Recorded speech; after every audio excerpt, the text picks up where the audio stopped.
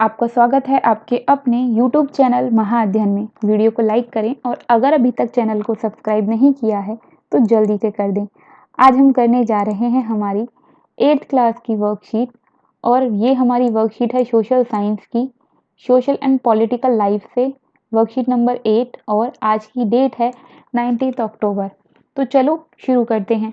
आपको याद है हम कॉन्स्टिट्यूशन के बारे में पढ़ रहे थे जिसमें हमने बात की थी कि हमारे कॉन्स्टिट्यूशन को बनने में करीब 2 इयर्स और 11 मंथ्स 18 डेज लगे, नियर अबाउट 3 इयर्स, मतलब 12 डेज अगर और हो जाते तो 3 इयर्स हो जाते। तो अगर हम ये कहें कि लगभग नियर अबाउट जो है वो 3 साल लग गए तो गलत नहीं होगा, तो 3 इयर्स नियर अबाउट टाइम लगा। तो आज हम पढ़ने जा रहे हैं कि जो पूरी प्रोसेस थी कॉन्स्टिट्यूशन बनने की वो क्या थी। एक्चुअली जब हम सब जानते हैं कि हमारा देश जो है वो अंग्रेज़ों का गुलाम था, मतलब उनके वो एडमिनिस्ट्रेटर थे और हम जो है हमारा कोई कंट्रोल नहीं था किसी भी चीज़ पर। तो उस सिचुएशन में बहुत सारे जो नेशनलिस्ट थे, फ्रीडम फाइटर थे, वो सभी जो है फ्रीडम के लिए स्ट्रगल कर रहे थे। और अब जब तक हमें फ्रीडम मिली भी नहीं थी, उन्होंने ये सोचना शुरू कर दिया था कि जब हम फ्रीडम हमें मिल जाएगी, हम आज़ाद हो जाएंगे, उसके बाद भारत का कैसा कॉन्स्टिट्यूशन होना चाहिए।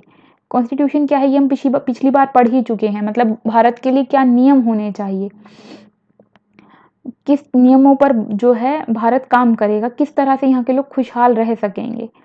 और उसमें भी 2 चीज़ें सबसे इम्पोर्टेंट थी, वो थी एक इक्वालिटी फ्रीडम के साथ साथ, और वो इक्वालिटी भी जो है वो अपॉर्चुनिटी की इक्वालिटी हो और इक्वल राइट्स हों, ये सबको मिले। इक्वल राइट्स किसमें? गवर्नमेंट में पार्टिसिपेट करने के लिए। तो इक्वल अपॉर्चुनिटी हो हर चीज़ में, हर सिटीजन को इक्वल अपॉर्चुनिटी मिले गवर्नमेंट में पार्टिसिपेट करने की भी और लाइफ के दूसरे सभी चीज़ों में भी। तो फ्रीडम से पहले ही वो ये लोग सोचने लगे थे।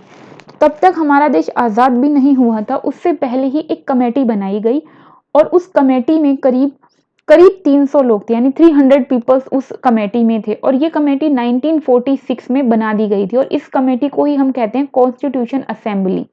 तो कॉन्स्टिट्यूशन असेंबली कब बनाई? 1946 में, मतलब फ्रीडम से पहले ही बना दी गई थी।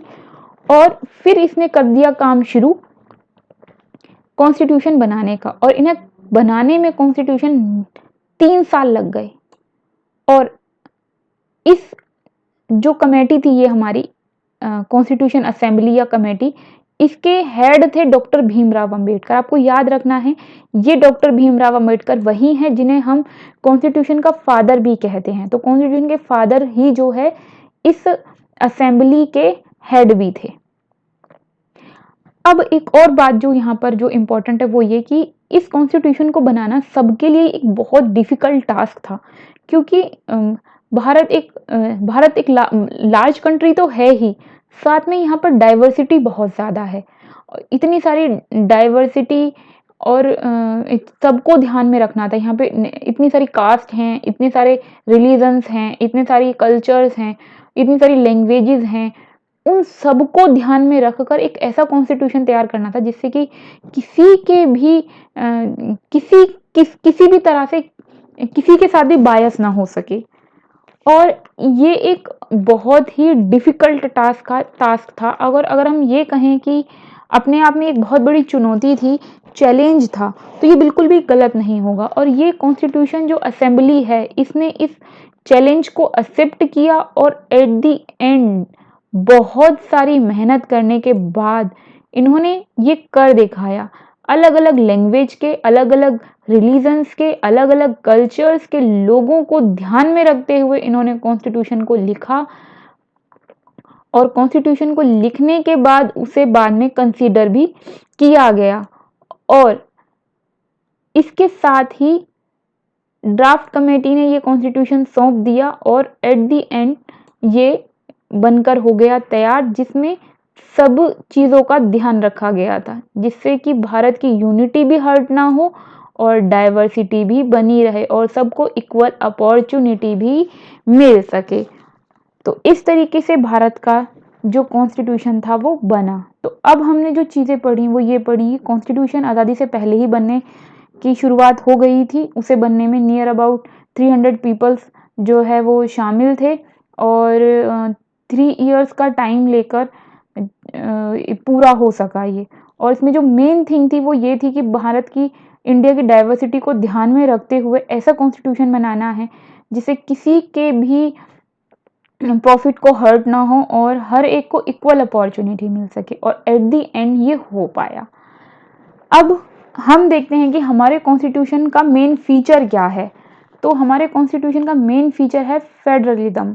अब ये फेडरलिज्म होता क्या है? अगर हमसे पूछा जाए आपके कॉन्स्टिट्यूशन में मेन फीचर क्या है, तो आप क्या बताएंगे? आप बताएंगे फेडरलिज्म है। तो फेडरलिज्म का क्या मतलब होता है? फेडरलिज्म का मतलब होता है कि एक ही देश में एक साथ कई तरह की गवर्नमेंट होगी। कैसे, वो देखते हैं अब यहाँ पर। सबसे पहले डेफिनेशन देख लेते हैं। It means different types of government at different levels to govern the country. in our country government works at 3 levels। तो अगर हमसे पूछा जाए कि हमारे देश में फेडरेशन है, तो फेडरेशन के साथ साथ, फेडरलिज्म के साथ साथ यहाँ पर हमारे कितने टाइप्स हैं गवर्नमेंट के? तो हम कहेंगे अभी 3 टाइप्स हैं। तो फर्स्ट टाइप जो है वो है सेंटर गवर्नमेंट का, जिसे हम सेंटर लेवल बोलते हैं। सेंटर लेवल में सेंटर गवर्नमेंट होती है। इस गवर्नमेंट में होता क्या है, ये वही वाली गवर्नमेंट है जिसके तहत हम अपने प्राइम मिनिस्टर को इलेक्ट करते हैं, एमपीज को इलेक्ट करते हैं। एमपी मतलब मेंबर ऑफ पार्लियामेंट, ठीक है। और इसी को हम लोकसभा के इलेक्शन भी बोलते हैं। लोकसभा के इलेक्शन के थ्रू सेंट्रल गवर्नमेंट का निर्माण होता है या सेंट्रल गवर्नमेंट बनती है, जिसमें हम अपने एमपीज को और प्राइम मिनिस्टर को इलेक्ट करते हैं। याद रखिएगा। फिर सेकंड लेवल होता है जिसे हम बोलते हैं स्टेट लेवल। अब स्टेट लेवल में क्या होता है, इसमें कॉन्स्टिट्यूएंसी, आपने सुना होगा कि हमारी कॉन्स्टिट्यूएंसी ये है, जिसे हम हिंदी में विधानसभा बोलते हैं। तो इसके अंदर हम चुनते हैं मेंबर ऑफ लेजिस्लेटिव असेंबली को, मतलब एमएलए को चुनते हैं और अपने चीफ मिनिस्टर को चुनते हैं। और इसे हम हिंदी में कहते हैं विधानसभा के इलेक्शन, जो आपने अक्सर सुना होगा। तो लेजिस्लेटिव असेंबली के इलेक्शन होते हैं। फिर थर्ड लेवल जो है वो है सेल्फ गवर्नमेंट का, लोकल सेल्फ गवर्नमेंट, जिसमें एमसीडी के इलेक्शन होते हैं, और जहाँ पर गांव होते हैं वहाँ पे पंचायती राज के इलेक्शन होते हैं, यानी पंचायत के इलेक्शन होते हैं। तो ये हैं 3 लेवल। तो ये 3 लेवल क्यों बनाए गए हैं? इसलिए कि सेंटर जब गवर्नमेंट कोई नियम बनाएगी तो पूरे देश के लिए बनाएगी सेंटर गवर्नमेंट। स्टेट गवर्नमेंट, अगर, क्योंकि हमने बात की कि अलग अलग स्टेट में अलग अलग टाइप्स ऑफ एनवायरनमेंट है, पीपल हैं, क्योंकि हमें पता है भारत में एनवायरनमेंट भी अलग अलग जगह का अलग अलग तरह का है। तो वहाँ के लोगों की नीड के अकॉर्डिंग अगर कोई रूल बनाना है तो वो स्टेट गवर्नमेंट बना सके। तो स्टेट गवर्नमेंट और सेंट्रल गवर्नमेंट किन चीज़ों पर डिसीजन ले सकती हैं, ये कैसे पता चलेगा? तो इसके लिए जो क्लैरिटी रखी गई है वो रखी गई है कॉन्स्टिट्यूशन में। तो इस बात को की क्लैरिटी कि कौन से टॉपिक्स पर सेंटर डिसीजन लेगी, कौन से पे स्टेट गवर्नमेंट अपने लोगों के लिए डिसीजन लेगी, तो इसको हमारे कॉन्स्टिट्यूशन ने के अंदर इसको भी लिखा गया है। तो अब हम बात करते हैं एक एक्टिविटी की। अब आपको यहाँ पे एक एक्टिविटी दी है।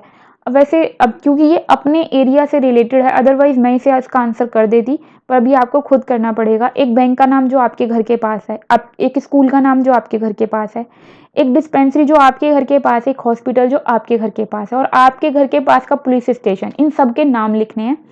फिर आपको क्या करना है, अपने एमपी का नाम बताना है। उसके बाद आपको एमएलए का नाम बताना है। ये नाम आप अपने पापा से या जो घर के आसपास जो भैया वगैरह हैं, बड़ी दीदियाँ वगैरह हैं, उनसे पूछेंगे तो पता चल जाएगा। और तब भी ना चले तो गूगल पे सर्च मारिए अपने एरिया का नाम डाल के, तब पता चल जाएगा। फिर उसके बाद हमें कॉर्पोरेट ऑफ योर एरिया, यानी कि जो भी आपके यहाँ का एमसीडी के इलेक्शन में जो भी व्यक्ति जीता है, निगम पार्षद वगैरह बना है, आपको उसका नाम बताना है।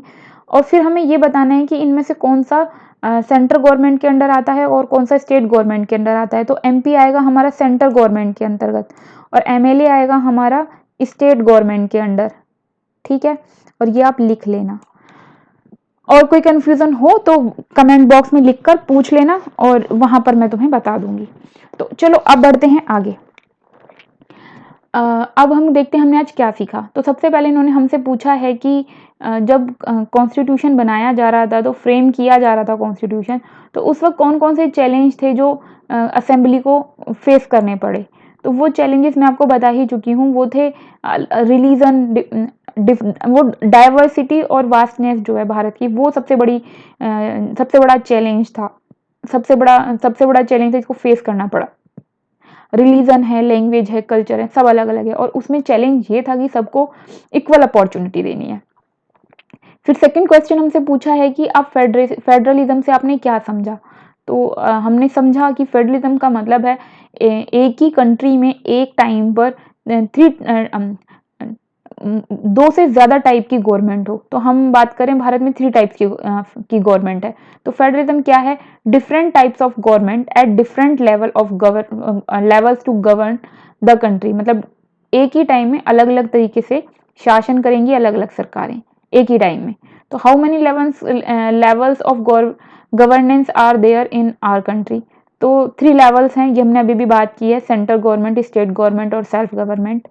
फिर हमने थर्ड के बाद फोर्थ बात की कि ये जो फेडरल सिस्टम है ये हमारे लिए क्यों इम्पोर्टेंट है, हमें ये बताना है। तो फेडरल सिस्टम हमारे लिए इसलिए इम्पोर्टेंट है क्योंकि हमारे यहाँ पर डाइवर्सिटी बहुत है और उसमें भी इक्वल अपॉर्चुनिटी देनी है हमें, तो वो हम इसी के थ्रू दे सकते हैं।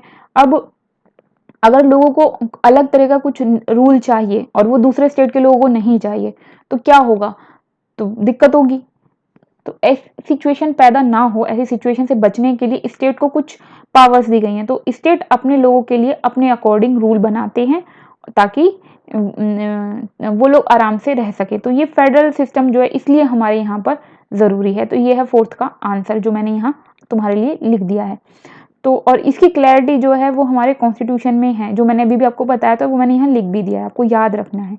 तो ये थी आज की अच्छी सी प्यारी सी वर्कशीट। आई होप आपको समझ में आई होगी, आपको हेल्प मिली होगी। और अगर आपको सच में इससे जरा भी हेल्प मिल रही है तो प्लीज़ वीडियो को लाइक करना बिल्कुल ना भूलें। आपकी वीडियो के नीचे आ रहा है एक लाइक का बटन, फटाफट से वीडियो को लाइक कर दें। और अगर आपने अभी तक चैनल को सब्सक्राइब नहीं किया तो my dear students please channel को सब्सक्राइब कर दें। वीडियो के नीचे आ रहा एक रेड कलर का बटन, उसको क्लिक कर दें तो कलर चेंज मतलब चैनल सब्सक्राइब। और चैनल को बस एक ही बार सब्सक्राइब करना है, उसके बाद अगर आप बेल आइकन को दबा देंगे तो हम जो भी वीडियो डालेंगे उसका नोटिफिकेशन आपको आपके यूट्यूब नोटिफिकेशन के थ्रू मिल जाएगा और आप अपनी वर्कशीट कर पाएंगे।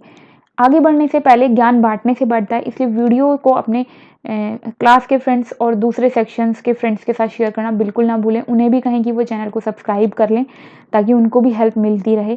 तो आगे बढ़ने के साथ साथ फिर मिलते हैं दूसरी वर्कशीट के साथ बहुत सारी नॉलेज के साथ। तब तक के लिए थैंक यू।